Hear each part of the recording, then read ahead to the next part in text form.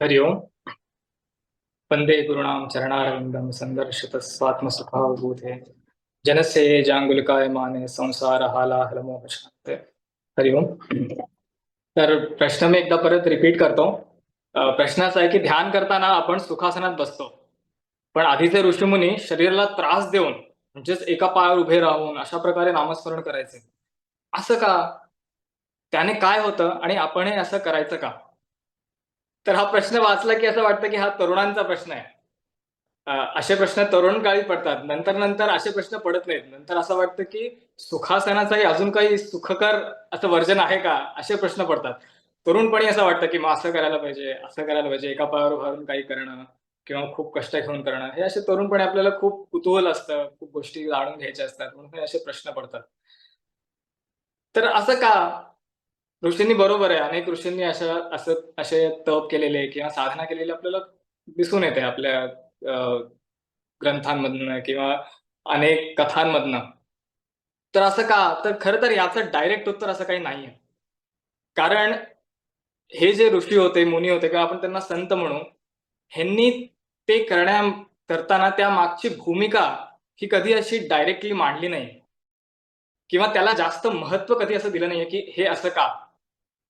आणि असं का केलं असेल त्यांनी, की त्या गोष्टींना का महत्त्व नाही दिलं, की जसं की आपण बघतो, की समर्थ रामदासांनी पण गोदावरीच्या पात्रामध्ये नाभीपर्यंत पाण्यामध्ये उभा राहून त्यांनी गायत्री मंत्राचं पुनश्चरण केलं. पण त्यांनी कुठंच किंवा माझ्या वाचनात नाही, की त्यांनी त्याबद्दल कुठे लिहिलंय आणि त्यांनी का केलं, कशासाठी केलं याबद्दल खूप जास्त त्यांनी सांगितलंय. त्याला महत्त्व दिलंय.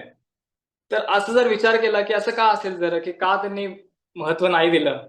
तर असं आपल्याला ध्यानात येतं, की लोक जे असतात, ते अलौकिकता, सिद्धी किंवा चमत्कार ह्यालाच खूप महत्त्व देतात आणि त्याच्यामागे जातात, की आपण आजकाल बघतो, की अनेक असतात, की मौनी बाबा असतात, की त्यांनी काय केलेलं असतं, तर त्यांनी मौन पाळलेलं असतं आणि त्यांचे अनेक फॉलोअर्स असतात. ते त्यांच्या मागे जात असतात. काही उपासना सांगितलेली नसती, काही नसते. ते फक्त त्यांची पूजा करतात आणि हे मौन धारण करतात. बस एवढंच. आणि ह्यांच्या मागे लोकं भरपूर जात असतात. मग काही लोकं असतात जे फक्त पाणी पिऊन असतात किंवा काही असतात दाणे खाऊन असतात. असे अनेक आपल्याला लोकं दिसतील आणि त्यासाठी ते प्रसिद्ध असतात. पण जे खरे संत असतात, त्यांना ह्या गोष्टींना महत्त्व देणं हे आवडत नसतं. यासाठी प्रसिद्ध होणं, हे त्यांना कधीच आवडत नाही.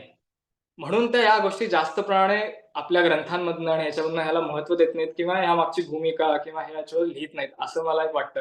असं असतं. तर आता जर आपण बघितलं तर एक खूप छानसा प्रसंग स्वामी मंदारनाथ यांनी जेव्हा ते हैदराबादला आले होते त्यांनी सांगितला होता, की त्यांना एकदा असा प्रश्न पडला होता, की म्हणजे या प्रश्नाच्या मागे असतं, की संत हे किती जागरूक असतात याविषयी, हे सांगणारा हा प्रसंग आहे. तर त्यांना एकदा असा प्रश्न पडला होता, की जी ज्ञानेश्वरी आहे, ती असं म्हटली जाते, की एकनाथ महाराजांनी ती नंतर शुद्ध करून प्रस्तुत केली. तर त्यांना असा प्रश्न पडला होता, की शुद्ध करणं म्हणजे काय? आणि तो त्यांनी स्वामींना विचारला. तर स्वामींनी खूप छान त्याच्यावर उत्तर दिलं. ते म्हणले, की ज्ञानेश्वर माऊली जी होती, ते नाथ संप्रदायातले होते. ते सिद्ध पुरुष होते. त्यांना अनेक सिद्धी प्राप्त झाल्या होत्या. आणि जी मूळ ज्ञानेश्वरी आहे, त्यामध्ये त्यांनी अशा अनेक सिद्धीचं वर्णन लिहिलं होतं आणि त्या कशा प्राप्त करायच्या ह्या पण त्यांनी लिहिल्या होत्या. पण नंतर त्यांच्या लक्षात आलं, की हा जो ज्ञानेश्वरीतला ज्ञानाचा जो मुख्य भाग आहे, तो वगळून ह्याच्याकडेच जास्त आकर्षित होतील आणि ह्यालाच जास्त महत्त्व देतील. म्हणून त्यांनी एकनाथ महाराजांना दृष्टांत दिला आणि सांगितलं, की तो जो भाग आहे, तो वगळून पुढची ज्ञानेश्वरी प्रस्तुत कर. तर ह्यावरून आपल्याला दिसतं, की संत हे किती जागरूक असतात. काय गोष्टींना महत्त्व द्यायचं आणि काय गोष्टींना महत्त्व नाही द्यायचं हे त्यांना नक्की माहिती असतं आणि ते हे अशा ह्याच्यामधनं, अशा आपल्याला प्रसंगामधनं सांगत असतात. तरी पण आपण बघतो, की या साधूंनी किंवा ऋषींनी असा तप केलाय, की आणि जर आपण विचार केला, की यामागचं लॉजिक काय आहे? तर एक सरळ आपल्याला लॉजिक कळतं, की ह्या ऋषीमुनींनी खूप कठीण अशा जागेवर जाऊन हा तप केलाय, की म्हणजे हिमालयात जाऊन. जिथं रिसोर्सेस फार कमी आहेत. म्हणजे जेवण कमी आहे, वस्त्र कमी आहेत. तिथं शरीराला खूप त्रास होणार आहे आणि तिथं जाऊन जर साधना करायची असेल, तर आपल्या शरीराला थोडंसं ताडून, थोडंसं त्याला कष्ट देऊन, त्याला कंट्रोलमध्ये आणणं हे गरजेचं आहे. म्हणून त्यांनी ह्या गोष्टी केल्या असतील. हे आपण एक असा अनुमान आपण करू शकतो.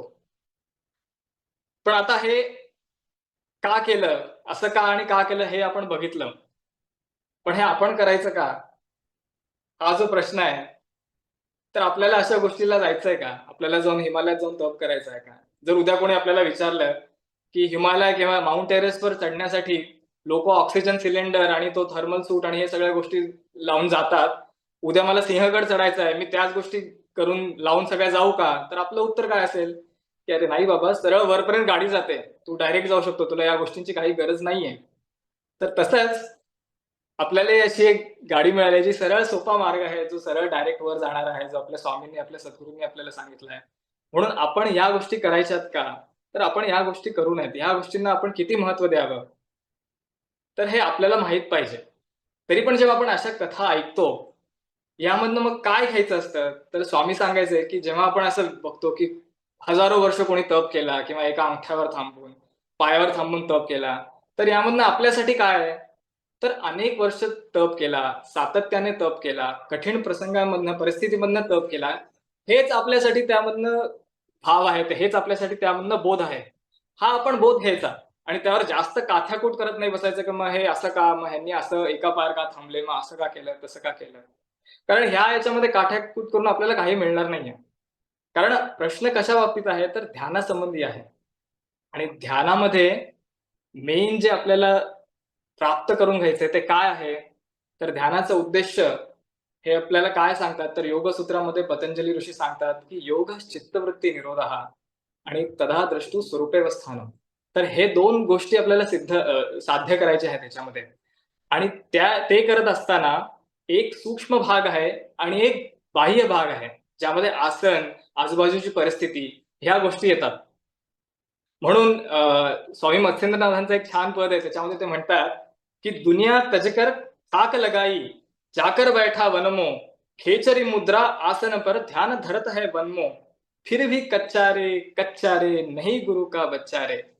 आणि पुढे जाऊन ते म्हणतात, तर पक्का कोण आहे का सच्चा कोण आहे?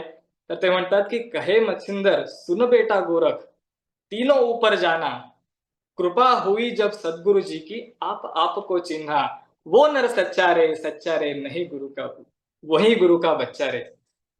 त्यामध्ये ते म्हणतात, की काय साध्य काय करायचंय? तर तीनो ऊपर जाणं म्हणजे जी त्रिपुटी आहे, की ज्ञान, ज्ञाता आणि ज्ञेय ह्याच्या पुढे जायचंय आणि काय करायचंय? तर आप आपको चिन्हा म्हणजे जेव्हा आपण ध्यानाला बसतो, तेव्हातला सूक्ष्म भाग हा आहे, की आपण आधी आपल्या श्वासावर नाव ठेवायचंय. ठेवून नावाचा अवलंब करायचा आहे आणि हळू-हळू वृत्ती शांत करायच्या आहेत आणि भूमध्यापाशी लक्ष केंद्रित करून जाणिवेच्या आधारे आपण चित्ताने चैतन्याचा वेध घ्यायचा आहे. हे ॲक्चुअल साध्य आहे. या गोष्टी आपल्याला साधायच्या आहेत. बाकीच्या गोष्टी सेकंडरी आहेत, की मग त्यासाठी अ, आपण कुठं बसतोय, कसं बसतोय, कोणत्या आसनामध्ये बसतोय. तर त्यासाठी म्हणजे आपण ऋषींचं किंवा ह्यांचं अनुकरण करायचं का?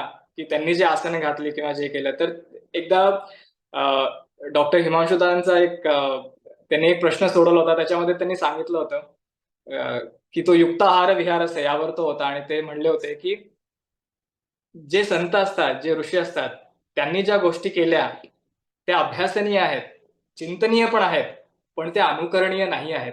कारण आपली ती स्थिती नाहीये. आपण तितके पोहोचलेलो नाही आहोत. आपली तितकी तयारी नाहीये, की आपण त्यांचं अनुकरण करावं. म्हणून आपण अजिबात अनुकरण करायला जाऊ नये. आपण मेन साध्य काय आहे, आपल्या सद्गुरूंनी काय सांगितलंय आणि आपल्यासाठी काय आहे, तर शास्त्र हा आधार आहे. आणि शास्त्रामध्ये आसनासंबंधी काय लिहिलं आहे, तर गीता असं सांगते, की "समं काय शिरोग्रीवम धारयन् अचलं स्थिरम." तर आसन कसं पाहिजे? तर शरीर म्हणजे काया, शरीर, मस्तक, मान हे एका रेषेत म्हणजे ताठ असून निश्चळ ठेवून म्हणजे न हलता निश्चळ ठेवून स्थिर होऊन बसले पाहिजे. ध्यानासाठी कसे बसले पाहिजे? तर शरीर, मस्तक, मान एका रेषेत निश्चळ ठेवून स्थिर होऊन बसले पाहिजे. आणि योगसूत्रामध्ये पण पातंजली अ, ऋषी म्हणतात, की आसनाबद्दल जे सूत्र आहे ते एकच सूत्र आहे. ते म्हणतात, की स्थिरम सुखम आसनम, की आसन कसं असलं पाहिजे, की स्थिर असलं पाहिजे. सुखकर असलं पाहिजे. सुखकर म्हणजे आराम देणारं आसन असून त्या आसनातून आपल्याला सजगता आणि स्थिरता ही प्राप्त झाली पाहिजे. असं ते आसन पाहिजे. त्यासाठी आपल्याला स्वामींनी सहजासन सांगितलंय, सुखासन सांगितलंय. त्याच्यामध्ये काय करायचंय आपल्याला? तर एक आधी तर पाठ, मान आणि आपलं जे मस्तक आहे ते एका रेषेत स्थिर ठेवायचं आहे, सरळ ठेवायचं आहे, वाकायचं पुढे नाहीये, मागेही जास्त नाही जायचं आहे. आणि नंतर डावा पाय किंवा उजवा पाय ही जी आपली शिवणी असते म्हणजे आपल्या शरीराचा जो मध्यभाग असतो, त्याच्या अगदी जवळ जास्तीत जास्त जवळ न्यायची. त्यानंतर जी टाच आणि नडगी याच्यामध्ये जी एक असा सॉफ्ट भाग असतो, त्याला खोपणी असं म्हणतात. तर तिथं दुसऱ्या पायाची जी नडगी असते ती ठेवायची आहे आणि पाय दोन्ही अ, ताणले जाऊन गुडघे दोन्ही जमिनीला टेकून असं शांत स्थिर असं बसायचं आहे. त्यासाठी आजूबाजूचं वातावरण हे शांत पाहिजे, प्रसन्न पाहिजे. ह्या सगळ्या प्री-रिक्विजिट्स आहेत. पण मेन गोष्ट काय आहे? तर आपल्याला ध्यानाच्या वेळेस ही सगळी सूक्ष्म गोष्ट आहे, ही आत होणारी गोष्ट आहे. आणि ह्यामध्ये बाह्य गोष्टी ह्या सेकंडरी आहेत. म्हणून आपण जेव्हा आपल्याला असे प्रश्न पडतात, तर या गोष्टींमध्ये आपण जास्त न जाता त्यामधनं बोध काय आहे आणि आपल्या सद्गुरूंनी आपल्याला काय सांगितलंय, ही गोष्ट आपण मेन लक्षात ठेवली पाहिजे आणि आपली उपासना चालू ठेवली पाहिजे. हे बोलून मी ह्या प्रश्नाचं उत्तर इथंच थांबवतो आणि स्वामींच्या चरणी हा माझा स्वाध्याय किंवा उत्तर अर्पण करतो. हरी ओम तत्सत.